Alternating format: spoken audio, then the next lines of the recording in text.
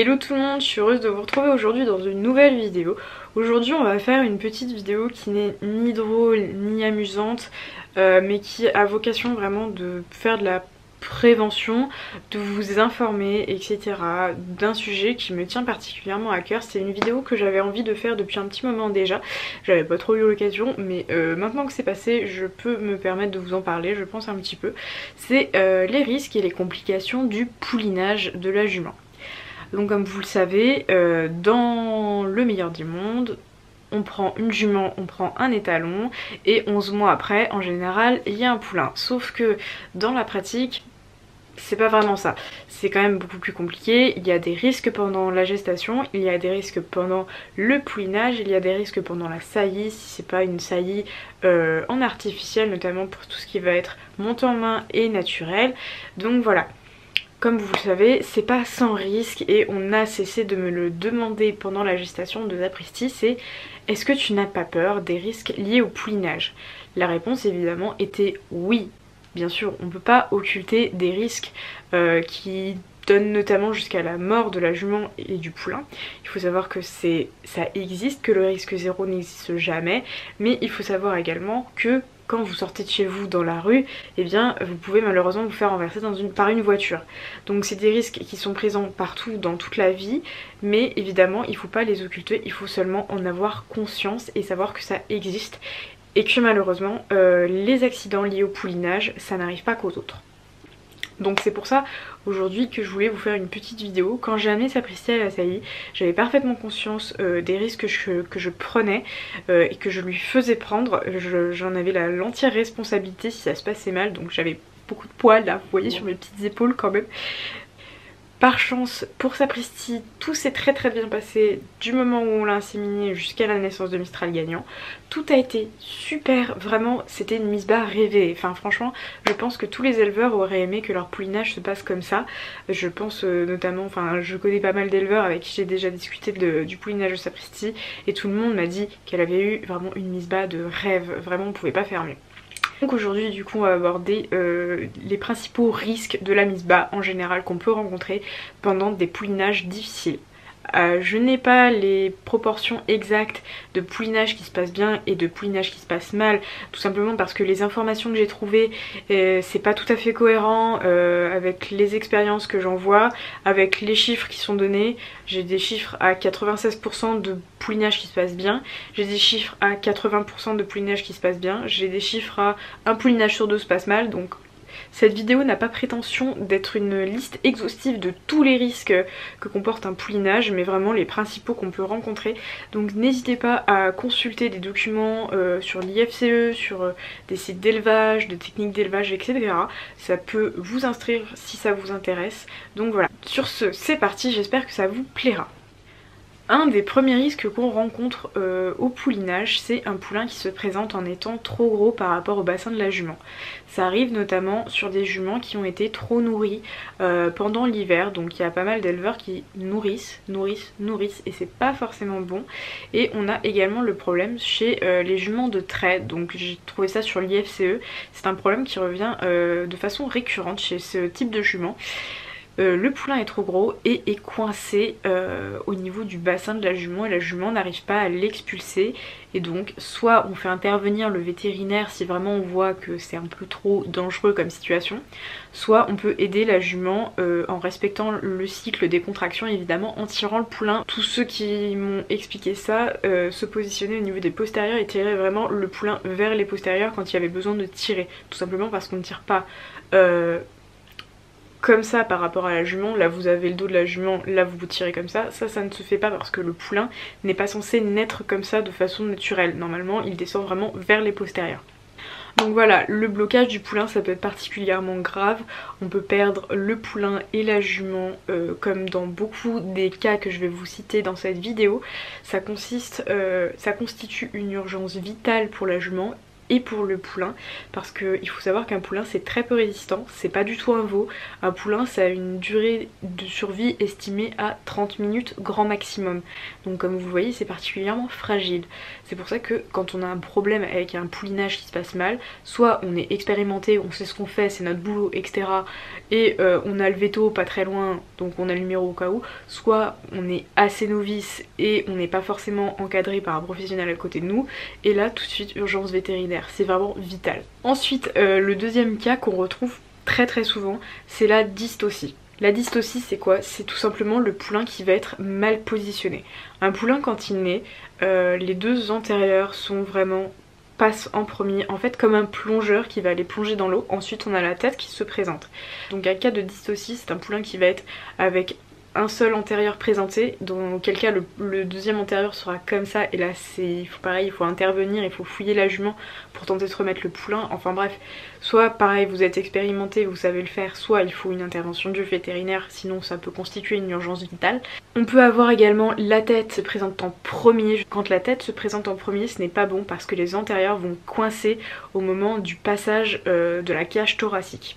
Et un des cas qu'on peut voir également, j'en ai pas vu énormément depuis que je suis les élevages etc. Et ça peut arriver, c'est un poulain qui se présente par les postérieurs. Ça arrive, évidemment pareil ça nécessite l'intervention d'un vétérinaire qui puisse replacer le poulain, ou évidemment si la personne est expérimentée peut le faire elle-même si elle a le matériel nécessaire, les désinfectants et tout, parce que quand on fouille une jument il faut quand même qu'on soit vraiment très clean, sinon les risques d'infection je ne vous raconte pas. Ensuite, et ça malheureusement ça arrive assez fréquemment et ça peut aussi arriver chez les humains, c'est le poulain qui naît avec le cordon ombilical autour du cou. Le problème d'un poulain qui va naître avec le cordon ombilical autour du cou, c'est comme les bébés, quand la jument va pousser et expulser le poulain va être étouffé tout simplement à cause du cordon ombilical. Le poulain du coup va complètement être privé d'oxygène et il va mourir. Donc ça c'est un cas qui arrive malheureusement assez fréquemment. Et pareil, le cordon ombilical comme chez les humains c'est une urgence vitale pour le poulain. Évidemment les problèmes post-partum pour le poulain peuvent être également présents, on a notamment la septicémie. Le poulain est un animal qui naît sans défense immunitaire, donc c'est à dire que la moindre petite infection ça peut être fatal pour lui, donc il peut faire une septicémie et mourir malheureusement, mais également on peut avoir des malformations congénitales qui sont fatales pour le poulain, que ce soit sur un membre, que ce soit sur la tête, que ce soit... enfin, il y a énormément de types de malformations congénitales qui existent. En général, ces gestations-là n'arrivent pas à terme et la jument avorte avant. On a énormément de malformations qui sont possibles, mais il faut savoir que ça reste un petit peu plus rare que les problèmes de dystocie du poulain.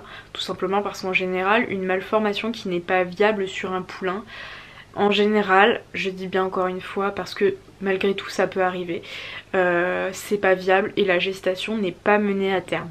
Et enfin on a la mort subite du poulain. Ça je ne saurais pas vous l'expliquer car je ne sais pas d'où ça vient, je ne sais pas ce que c'est exactement. Mais voilà, dans les jours qui suivent la mise bas, le poulain peut ne pas être viable tout simplement et qu'on ne s'en rende pas compte, ou peut aller très bien et d'un coup décéder. C'est des choses qui arrivent. Donc là on vient de parler des problèmes qui impactaient et la jument et le poulain. Donc bien évidemment les cas dont je vais vous parler vont impacter indirectement le poulain si notamment il y a décès de la poulinière, ce qui peut arriver notamment avec ce que je vais vous dire par la suite. Mais là ça va considérer vraiment directement la poulinière et pas le poulain et la poulinière. Un des risques qui est présent sur le poulinage, avec notamment les poulains qui sont trop gros, c'est la rupture de l'artère. Donc l'artère utérine, c'est une artère très importante, comme toutes les artères dans le corps de votre cheval, donc même dans votre corps également. Ça permet d'acheminer du sang et de transporter le sang, et le problème c'est que les artères, si jamais c'est coupé, eh bien le sang se vide et votre jument fait une hémorragie. Et le problème c'est que la rupture de l'artère utérine, on ne s'en rend pas forcément compte tout de suite et ça peut être vraiment très grave. Ça engage le pronostic vital de la jument, donc c'est pour ça c'est aussi une urgence vitale pour elle. Par exemple, si l'artère utérine saigne à l'intérieur de l'abdomen, la jument ne va pas forcément montrer de signes, pas d'écoulement de sang à l'extérieur d'elle, et c'est à ce moment là que on peut rater une hémorragie interne tout simplement. Ensuite, un risque qui apparemment est, d'après l'IFCE, est plus courant que ce qu'on ne le croit, c'est la rupture du caecum. Alors qu'est-ce que c'est le caecum? Je m'excuse si je le prononce mal à toutes les personnes qui travaillent en médecine vétérinaire, etc. Je ne suis pas véto, je ne sais pas comment ça se prononce. C'est une partie du gros intestin. Donc le gros intestin est divisé en 4 parties. Et on peut avoir rupture du caecum en fait avec le poulain qui passe dans le bassin de la jument en sortant. Et en fait le problème c'est que avec la rupture du caecum ça peut engendrer une péritonite aiguë qui peut également être fatale pour la jument. Donc voilà, encore une fois c'est quelque chose qui peut se soigner, mais par contre c'est toujours une urgence vitale pour la jument. A savoir que la péritonite c'est exactement la même chose que sur les humains quand vous avez l'appendicite qui éclate, ça fait une péritonite, c'est la même chose et ça peut devenir très très grave, il y a des gens qui en décèdent. Ensuite on va parler de la délivrance. Donc la délivrance c'est l'expulsion de toute la matrice utérine en fait, toutes les muqueuses, tout le placenta, etc. Donc ce qu'on appelle la délivrance c'est vraiment l'expulsion de tout ce qui reste à l'intérieur de la jument qui a servi au poulain à se développer. Donc il faut savoir que c'est quelque chose qui doit se faire entre les 2 à 3 heures qui suivent le poulinage. Si la délivrance n'est pas faite correctement, si par exemple elle reste coincée au niveau de la vulve de la jument, ça peut être particulièrement grave. Si la jument vient marcher dessus, elle peut s'arracher de l'intérieur de l'utérus, ça peut être particulièrement douloureux pour elle et ça peut être grave. Mais notamment si la jument ne délivre pas dans le délai de 2 à 3 heures après le poulinage, le problème c'est qu'elle risque une septicémie ou une fourbure, enfin elle a d'énormes risques de problèmes engendrés par la suite. Donc cette expulsion de la matrice du placenta, elle doit être faite dans les 2 à 3 heures et comme je vous l'ai dit, si dans les 2 à 3 heures il n'y a pas eu l'expulsion, il faut absolument appeler le vétérinaire. Ensuite, on a également un risque au niveau de la rupture du périnée ou de la vulve. Alors ça, en général, quand le poulain passe, ça peut parfois, en dehors des ecchymoses, donc qui s'apparentent à des bleus tout simplement comme si vous cognez, ou de petites déchirures vulvaires qui ne nécessitent pas d'être recousues par un vétérinaire ou quoi que ce soit parce qu'elles sont minimes, vous avez le risque que le poulain déchire sur plusieurs centimètres et ouvre. Alors il faut savoir que là, dans ce cas-là, si la déchirure est trop importante, il faut faire intervenir le vétérinaire pour qu'il puisse recoudre la jument et garantir l'intégrité physique tout simplement parce que c'est des organes qui sont importants et le risque d'infection il est là. Après, si c'est pas non plus déchiré comme une boucherie, je suis désolée d'employer ces mots-là, mais parfois ça arrive, malheureusement ça arrive.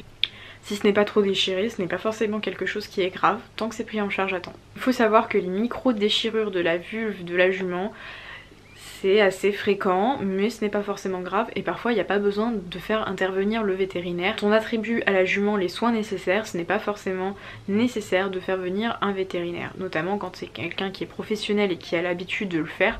Personnellement, Sapristi, je touche du bois, elle n'a eu qu'un bleu en fait au niveau de la vulve et elle n'a absolument rien eu d'autre. Ensuite, pareil, au niveau du passage du poulain dans le bassin de la jument, il faut savoir qu'il y a, et ça je ne le savais pas, je l'ai appris quand j'ai fait les recherches pour cette vidéo, il y a le risque de paralysie des nerfs fémoraux, dont le nerf sciatique.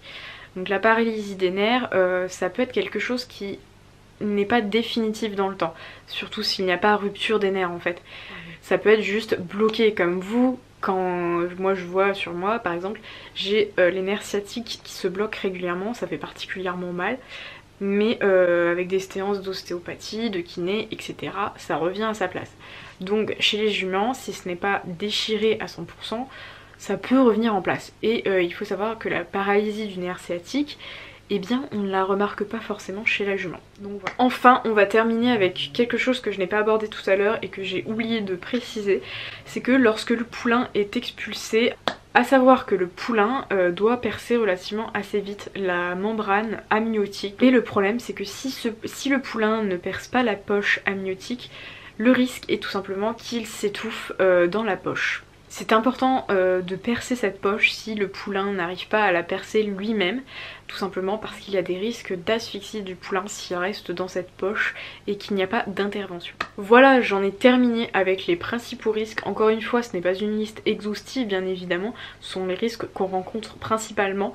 Bien évidemment, il en existe plus et je n'ai pas tout cité ici. Comme je vous l'ai dit, malheureusement les risques ça existe pendant le poulinage, ça existe pendant la gestation, mais ça existe évidemment tout au cours de la vie d'un cheval tout simplement. Personnellement je m'estime très heureuse de n'avoir eu aucun problème avec Sapristi pendant la mise bas qui s'est vraiment très vite passée.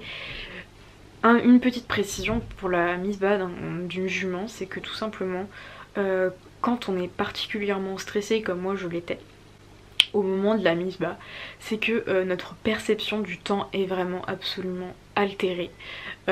Pour exemple, je vous donne ma propre expérience, bon ça concerne que moi, donc après c'est vraiment propre en fonction de chacun, mais moi je vous en fais part parce que c'était mon expérience personnelle et je l'ai vécu comme ça. C'est que quand je suis arrivée, que la jument a perdu les os à 1h15 du matin et qu'elle a commencé à travailler etc pour expulser le poulain, et que à 1h35 le poulain était sorti, était debout, je vous assure que ces 20 minutes m'ont paru les plus longues du monde. Pourtant 20 minutes ça passe relativement très vite, mais quand vous êtes particulièrement stressé, c'est quelque chose qui met énormément de temps. Vous avez l'impression que ça n'en finit pas même si ça se passe bien.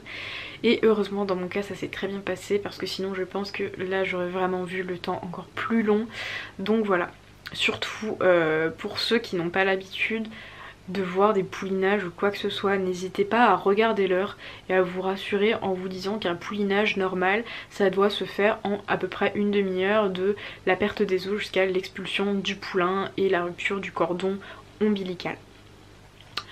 Sur ce, cette vidéo est terminée, j'espère qu'elle vous aura plu. Si c'est le cas, n'hésitez pas à me le dire en commentaire. Comme je vous l'ai dit, cette vidéo c'est pas trop une vidéo où on rigole parce qu'on aborde plein de sujets qui sont pas très joyeux. Mais voilà, il faut savoir que dans la vie, il y a des choses qui sont plus ou moins risquées. Et qu'un poulinage c'est pas sans risque, il ne faut pas occulter ces risques, mais il faut en avoir conscience pour savoir dans quoi on se lance et être prêt à faire face à tous ces risques qui peuvent arriver. Mais évidemment, il faut pas oublier que c'est pas parce qu'on ne fait pas pouliner sa jument qu'on n'a pas non plus de risque en la laissant tranquillement faire sa petite vie au pré. On peut avoir des accidents au pré, on peut avoir des chevaux qui font des AVC dans leur box, qui font des AVC dans leur pré, on peut avoir un cheval qui se fait une fracture dans un pré en galopant. Bref, les accidents, les risques, ça existe partout dans la vie de tous les jours, donc voilà. Sur ce, j'en ai terminé avec cette vidéo sur le poulinage, j'espère que je vous aurai appris quelque chose aujourd'hui. Sur ce, je vous dis à très bientôt pour de nouvelles vidéos, ciao.